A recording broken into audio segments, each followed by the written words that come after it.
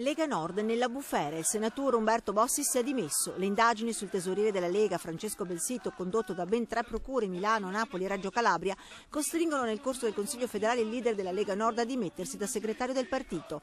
A questa ipotesi, questa mattina alcuni esponenti leghisti locali hanno così reagito. Mettere in discussione la figura di chi ha creato il più grande movimento federalista non solo in Italia ma anche a livello europeo.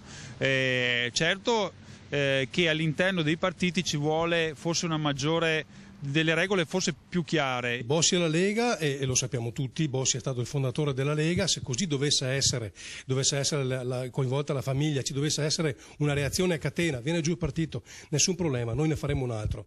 Intercettazioni telefoniche, una cartella con scritto The Family, soldi che dal partito sarebbero serviti per pagare i conti della famiglia di Bossi, organizzatore e artefice del giro di denaro, il tesoriere Belsito. L'errore del singolo va sanzionato e sicuramente sanzionato pesantemente, perché questo ovviamente rovina la faccia a tutti noi che invece cerchiamo di lavorare onestamente. Alcune mele marce ci sono, benissimo, se vengono beccate vengono cacciate dal partito senza se e senza ma. Il terremoto in casa Lega Nord però non fa perdere la bussola agli amministratori locali che guardano soprattutto i militanti. E sono ancora più convinto che oggi più che mai serva in realtà la Lega.